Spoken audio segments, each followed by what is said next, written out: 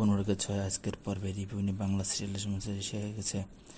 আজকের পর্বতে উমা তো হসপিটালে ভর্তি করা হয়েছে। তীক্ষ্ণ করে সবাইকে খুব কাঁদে। দীপা তো খুবই কাঁদছে, কারণ উর্মিকে তো বোনের মতো নয়, সন্তানের মতো দেখেছে। তাই উর্মি যতই অপরাধ করুক না কেন, দিদির সাথে যতই খারাপ করুক না কেন, কোনো দিদি সেই রকমটাই হতে পারে না যে বোনকে অসময়ে ছেড়ে দেবে। এদিকে লাবণ্য উর্মির জন্য প্রার্থনা করছে। তখন দীপা বলছে, তুই আমার মেয়ের জন্য প্রার্থনা করছিস? হ্যাঁ, ভালো করে, ভালো মার মতো কষ্ট হচ্ছে। আর তাছাড়া আমার মা আমাকে ভালোবাসতে গেলে না, তোমার মা আগে ঠিকই হতে মাকে ঠিক হতে হবে। তাই জন্যই এখন তো দীপা লাবণ্যকে জড়িয়ে ধরে। এদিকে দীপা বলছে, আমি তো কিছুই হতে দেব না, কিছুই না। এই বলে ভগবানের কাছে প্রার্থনা করে দীপা। উর্মি, তুমি ঠিক করে দাও। দীপা বলছে, উর্মিকে তুমি ঠিক করে দাও যে ও ওর সাথে যতই খারাপ করুক না কেন, আমি কোনোদিন ওর ক্ষতি হতে দিতে পারি না। তুমি ওকে ঠিক করে দাও। এদিকে সূর্য বলছে, উর্মি আমার বোনের মতো, আমার বোন ঠিক হয়ে যায়, তোমার বোনের কোনো ক্ষতি হতে দিও না। সূর্য বলছে, আপনি একটু ঠাকুরকে বলুন না যাতে আমার বোনটাকে যেন ভালো করে দেয়। দীপা বলছে, এই ডক্টর এসে গেছে বলে ব্লাড লাগবে, প্রচুর ব্লাড লস হয়েছে, কিন্তু আমাদের ব্লাড ব্যাংকে এতটা ব্লাড নেই। তাছাড়া সেই ব্লাড জোগাড় করতে হতে অনেক সকাল হয়ে যাবে, সেই সকালে হবে না।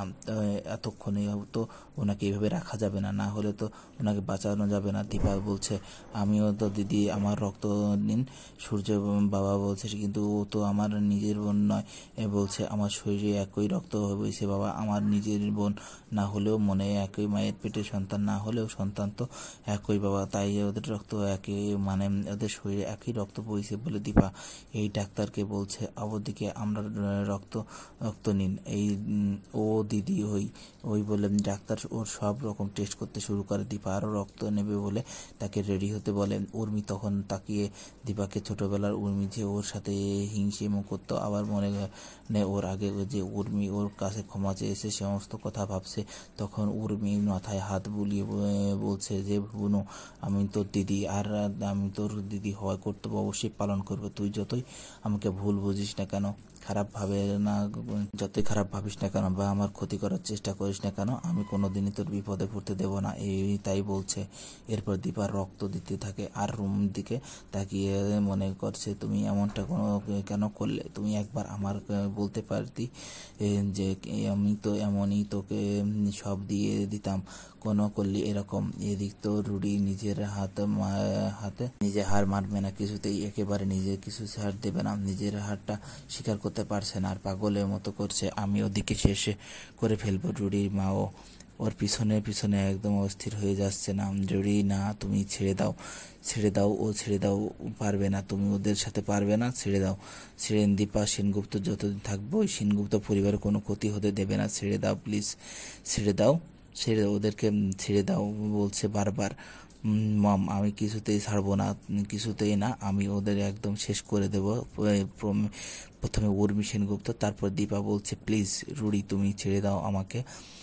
আছে বলে আমার চোখের সামনে তোমাকে আগুন লাগিয়ে দিয়েছি।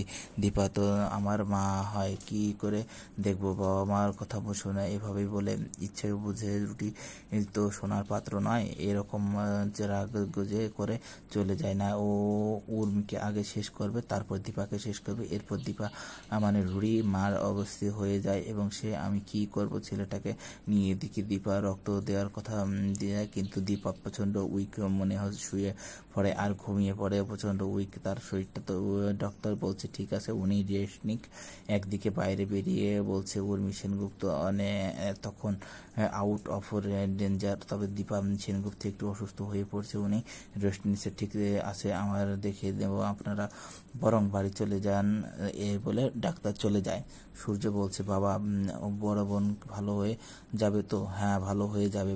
দীপাকে সূর্য, বাবা চুপ করে আছো, সোনার দিকে তাকাচ্ছে। এরপর সূর্য বাবা রূপার কাছে যায়। তুমি যে ছবি দেখিয়েছো সে কি দীপা? না দীপা, রূপা তুমি যে ছবি দেখিয়েছো সেটা কি দীপা? তুমি না, তুমি দীপা। রূপা চুপ করে থাকে। সোনাকে বলছে, সোনা দীপাকে তুমি কি বলেছিলে ওনার জন্য নাকি সবকিছু ধ্বংস হয়ে যাচ্ছে, শেষ হয়ে যেতে, তুমি জীবনে শেষ হয়ে গেছে? না বাবা, না ভুল বলেছিলাম। রূপাই তোমার ঠিক বলেছিল, দীপাই তোমার আমাদের মা, ও মা খুব ভালো মাই আমাদের ঠিক বলেছিল। দীপা আমাদের মা, ও মা খুব ভালো মাই কাকিয়াকে সুস্থ করে তুলে বলে তার মনে দীপা আমার অগ্নি সাক্ষী করা স্ত্রী। এই বলে দীপার সাথে বিয়ের মুহূর্ত মনে পড়ে। তার বলেছিল, তাহলে দীপা আমাদের সাথে থাকে না কেন? সূর্যর বাবা বলছে কারণ তোর দুজনে একসাথে হলেই তো সবকিছু শেষ হয়ে যায়, ও সবকিছু শেষ করে দেয়। তখন রূপা বলছে, না দুলু ভাই, তুমি ভুল বুঝছো, বরঞ্চ না আছে বলেই আজকে আমরা সবাই এখানে বেঁচে আছি। মা সবকিছু ঠিক আছে করে দেয়। এই সূর্যর বাবা মাথা নাড়িয়ে হ্যাঁ বলে। আরো দিক দিয়ে যাচ্ছে রুড়ি ডাক্তারের ছদ্মবেশে চলে এসেছে। তো রুড়ি কিন্তু ওয়ার্ডে বয় সেজে ঢুকে পড়েছে। ওয়ার্ড বয়কে মনে মারার প্ল্যান। তখন সেই ঘরে দীপা আছে, কিন্তু সেই লক্ষ্য করেনি, কারণ মাঝখানে একটা পর্দা দেওয়া আছে। তো এবার উর্মি ডাক্তারের যে রক্ত দেওয়া হচ্ছে তাকে চেঞ্জগুলো সব খুলে দেয়। এই উর্মি ব্যথা লাগছে, কিন্তু উর্মি যেহেতু অজ্ঞান হয়েছে বুঝতে পারছে না। উর্মি অক্সিজেন মাকে খুলে দেয়। দীপা দেখে, দীপা আবসা জ্ঞান আছে তো। আচ্ছা দেখে কি ব্যাপার, এটাকে গরমটা চেনা চেনা চেনা লাগছে। উর্মির দিকে ঝুঁকে পড়েছে। কি কি কে? তখন কিন্তু বলছে, ও তো উঠতে পারছে না। হে ভগবান, আমাকে শক্তি দাও, উর্মি বাঁচাতে হবে।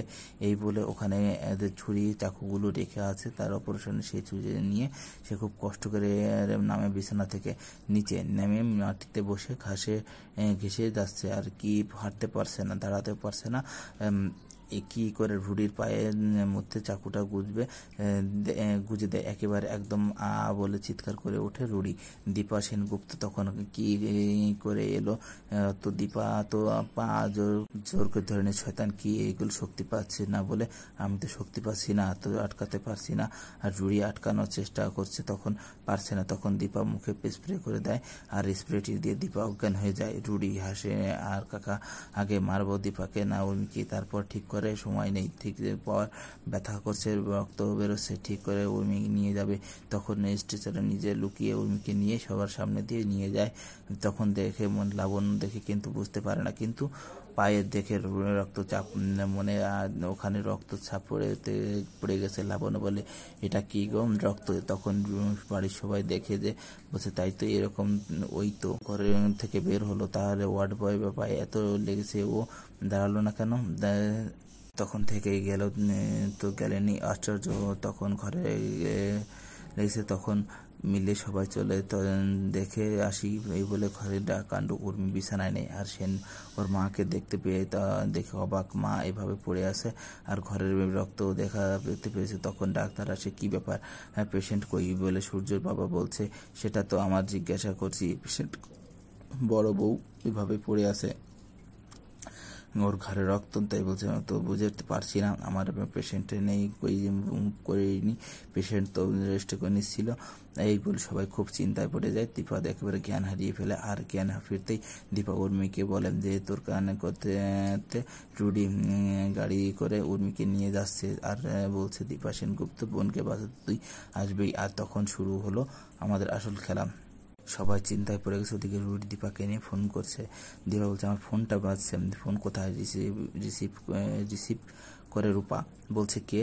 শালি সাহেবা, আমার মাকে ফোনটা দাও তো দেখি। দীপা চলে আসে সামনে, এসে ফোনটা নেয়। তখন রুডি বলছে, তো রুডি বলছে, কে? শাশুমা। বলে, রুডি বল উর্মি কোথায়? বল উর্মি কোথায়? বলে, উর্মি তো আমার কাছে আছে, আর ওকে বাঁচাতে আপনাকে তো আসতে হবেই, না হলে আপনি ও 10 টুকরো করবো। তো দীপা বলে, না আমি আসবো। কোথায় আসছি বলো, কোথায় আসছি? কিন্তু অজ্ঞান হয়ে গেছে বলেই আমি আমার বোনের বাঁচতে জমের দক্ষিণ দুয়ারে পর্যন্ত যেতে পারি। যদি আমার বোন ক্ষতি করছো না হলে, তাহলে বলে কি করবে? আপনার বোন তো আপনাকেই ভালোবাসে না। আমার বোন ভালোবাসুক না বাসুক সেটা আমি বুঝে নেব। ঠিক আছে, তাহলে আসুন, এই সে বোনকে বাঁচান। এই বলে একে আসবেন, কিন্তু সাথে কাউকে আনবেন না। যদিও আমি শুনেছি যে আপনার সাথে কেউ আসছে, তাহলে আমি বোনকে শেষ করেই দেব।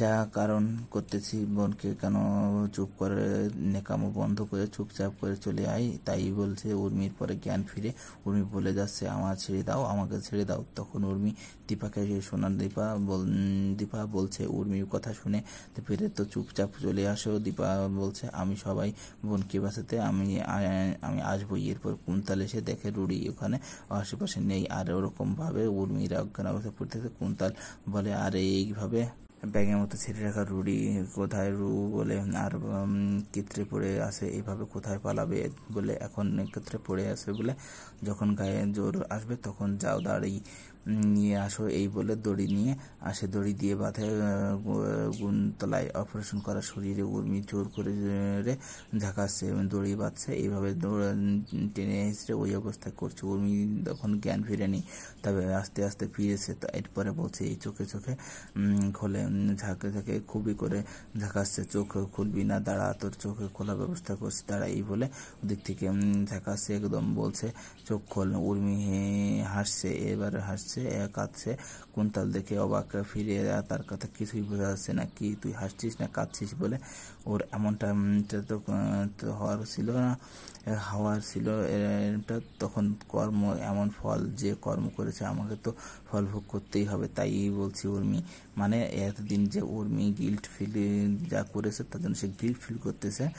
বলছে আমি ভুল করেছি, আমার অনেক বড় ভুল হয়েছে, আমি যে বড় ভুল করেছি তারই শাস্তি আমাকে এখন পেতে হবে। কাঁদতে কাঁদতে বলছে যে হায় রে হায় রে হায় রে, বুঝতে পেরেছি যে কোনো পাপের ফল ভোগ করেছি। এদের পরে দীপা কিন্তু সেই অবস্থাতেই উর্মিকে খুঁজতে বেরিয়ে যায়, আর দীপা পিছনে পিছনে সবাই যায়। আর ওদিকে গুণতলায় কিন্তু খুব হাসছে, আর তখন কুন্তল খুব হাসছে। কিন্তু আজকের পর্ব শেষ হয়ে যায়।